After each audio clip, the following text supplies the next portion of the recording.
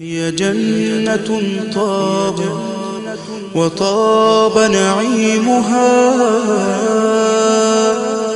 فنعيمها باق وليس بفان، فنعيمها.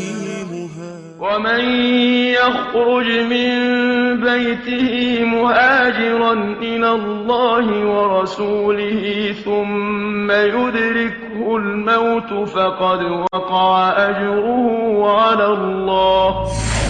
هذه الآية كان لها سبب نزول. رجل كبير في السن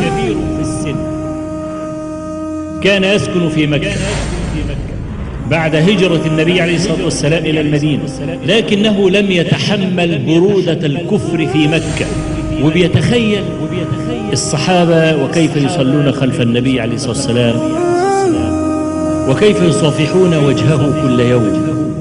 لم يتحمل أن يعيش في مكة، فخرج من مكة إلى المدينة، ومن مكة إلى المدينة قرابة 450 كيلو متر. هذا رجل معذور عذره الله عز وجل لكبر سنه. وبينما هذا الرجل يسير في الطريق بعدما قطع مرحلة منه إذ أدركته الوفاة، وشعر بدنو منيته وأنه سيموت. فماذا فعل هذا الرجل؟ ضرب كفا بكف وقال: اللهم هذه بيعتي لك.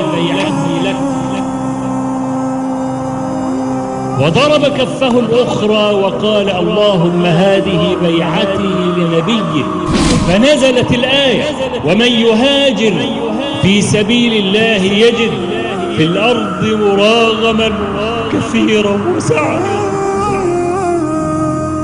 ومن يخرج من بيته مهاجرا إلى الله ورسوله ثم يدركه الموت فقد وقع أجره على الله. رباه إني قد وهبت حياتي ومنحت عمري للهدى ومماتي، فاقبل إله العرش مني هجرتي، يا من إليك أبوح بالعبرات. لم يعين له جزاء ولا أجر، إنما قال: أجره علي أنا.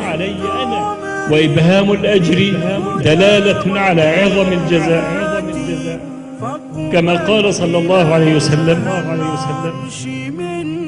إنما الأعمال بالنيات وإنما لكل امرئ ما نوى. فمن كانت هجرته إلى الله ورسوله فهجرته إلى الله ورسوله، ومن كانت هجرته إلى دنيا يصيبها أو امرأة ينكحها لم يقل فهجرته إلى دنيا يصيبها أو امرأة ينكحها، إنما قال فهجرته إلى ما هاجر إليه، للدلالة على تحقير ما هاجر إليه، بخلاف الشطر الأول. فمن كانت هجرته إلى الله ورسوله لم يقل فجزاؤه جنات عدن أو جنة الفردوس، لم يعين له جزاء. اتحد الشرط والجزاء للدلالة على عظم الجزاء. أقول هذا لتعلموا فضل الصحابة الأوائل الذين تركوا ديارهم وأموالهم وملاعب صباهم وهاجروا إلى الله ورسوله. رباه إني قد وهبت حياتي ومنحت عمري للهدى ومماتي، فاقبل إله العرش مني هجرتي، يا من إليك أبوح بالعبرات.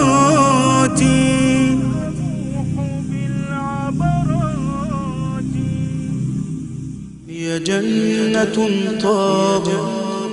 وطاب نعيمها، فنعيمها باق وليس بفانٍ